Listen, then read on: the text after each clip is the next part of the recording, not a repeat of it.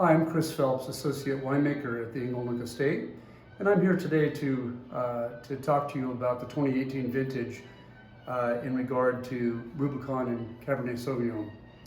And then I'll touch briefly on the 2019 vintage as it applies to Blancaneaux, our white wine from that vintage. After a dry winter, 2018 started out with good rainfall in March and April, which provided ample soil moisture for early growth. A delayed bud break helped us to avoid any frost damage, and canopy development was slow and steady. Bloom was in late May with warm temperatures, absolutely no vine stress, and this gave us a really excellent fruit set.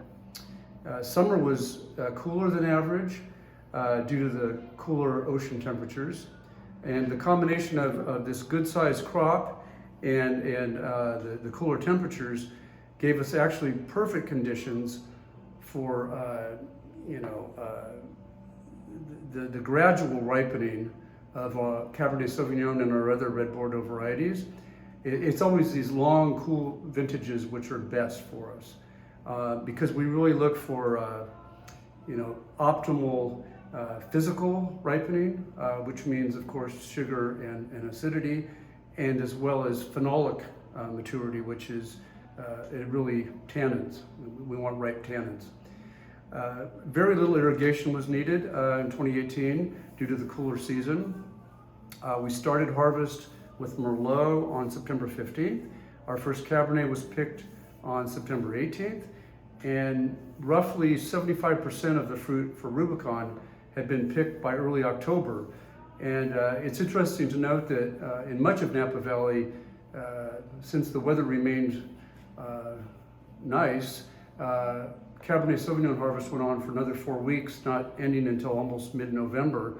But here at Inglenook, we pride ourselves in making fresh, elegant wines which have moderate, balanced alcohol levels, as well as balanced fresh acidity. So I would say, to summarize, both Rubicon and Cabernet Sauvignon from the 2018 vintage have deep color. They have ripe, fine-grained, silky, almost talc-like tannins, excellent tension, and really good energy. And I would say we can really attribute these characteristics to the great weather conditions we had in 2018. Going on to 2019, in contrast to 2018, the season was preceded by a very wet winter, and so these wet conditions allowed us to once again escape any danger from frost. The spring remained cool, allowing us to have delayed bud break and bloom, which put us at a distinct advantage because there was rain in the third week of May, just prior to bloom. So our crop level was not impacted. Our Blancaneaux harvest began with Viognier on August 30th, progressed on to Marsanne in mid-September, and we concluded with Roussanne on September 24th. A slightly smaller Viognier crop resulted in only 27% in the final blend, but it was a very focused, impressive Viognier with a lot of lychee fruit character and lime blossom aroma. And the other two varieties, Roussanne and Marsanne, filled in the final blend very nicely, making it very luscious and well-rounded.